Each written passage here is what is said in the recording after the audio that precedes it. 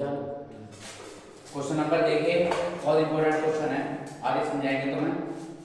y बराबर sine x, y बराबर sine x. आज तुम्हें इसका एरिया निकालना बताएंगे कि y बराबर साइन एक्स का एरिया लेना है। किसके बीच लेंगे? हमारे पास एरिया क्या चाहिए? यदि x की वैल्यू किसके बीच है, x बराबर 0 से लेकर x बराबर 2 पाई के बीच निकालना है ना। तो कितना एरिया होगा? हालांकि ये साइन एक्स का एरिया हम निकालें तो रहता है इन्फिनिटी तक, बट इसका एरिया हमें x बराबर 0 से केवल 0 से 2 पाई तक ही फाइंड करना है, 0 से 2 पाई तक ही फाइंड करना है। तो कैसे फाइंड करेंगे? सबसे पहले फिगर बना के देखेंगे इसका हम। देखो y बराबर साइन से फिगर किस तरीके से बनाएंगे इसको हम समझिए ध्यान से।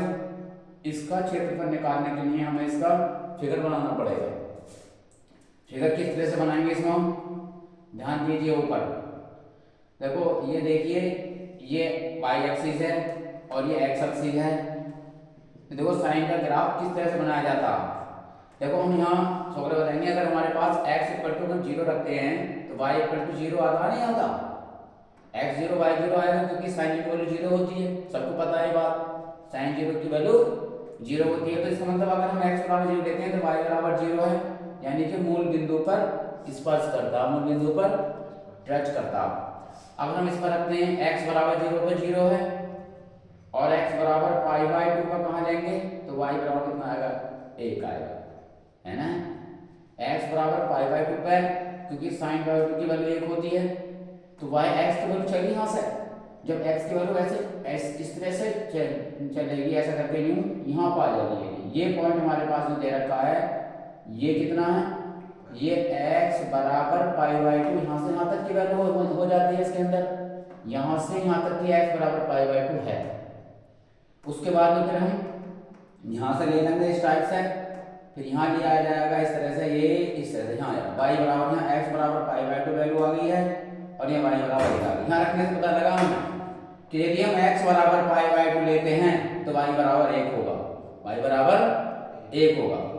इसी प्रकार यदि हम इसमें x बराबर पाई ले रहे हैं यहाँ पे हम, तो कितना आएगा, y बराबर 0 आ जाएगा, x बराबर पाई y बराबर 0 आ जाएगा। तो अभी तक हमारे पास पाई हुआ, फिर और चलेंगे आगे हम ऐसे ही, कहाँ तक रहना हमें पाई तक, अभी खाली पाई ही आया हुआ है।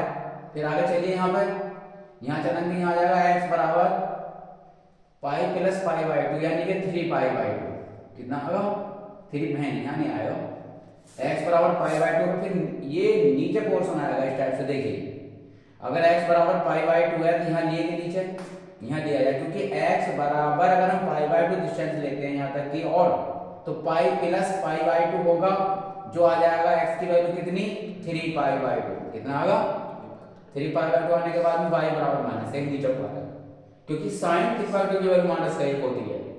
अब आ जाओ हमारे पास 2 पाई, कहाँ जाओ, अगर हम x बराबर 2 पाई पर पहुंच जाते हैं, कहाँ पहुंच जाते हैं, x बराबर 2 पाई पर, इस तरह से कर्व आता है, ऐसे चलता रहता आगे तक भी, लेकिन हमें केवल यहाँ तक लेना, आगे तक भी चलता रहेगा इन्फिनिटी तक, आगे तक कहाँ तक, इन्फिनिटी तक लेंगे इसे हम।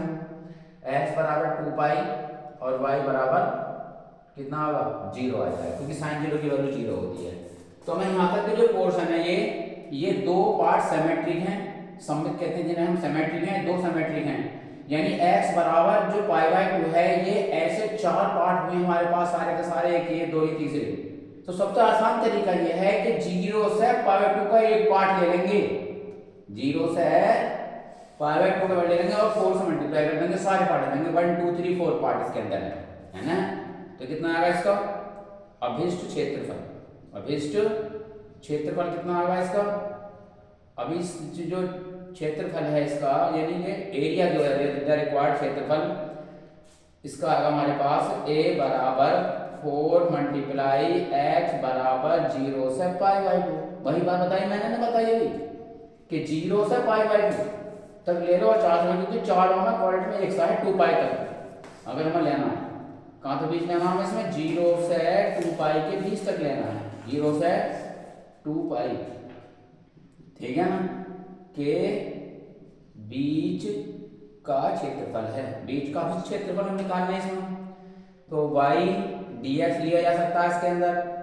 अब हमारे पास 0 से पाई पता है तुम्हें कि y का मान कितना हमारे पास है, यहाँ साइन एक्स से साइन एक्स का निकालेंगे और कितना आएगा हमारे पास साइन एक्स कितना माइनस के cos x समाकलन होता है, लिमिट लगा देंगे इसको हम 0 से पाई बाई 2 आ जाएगी वैल्यू इसमें।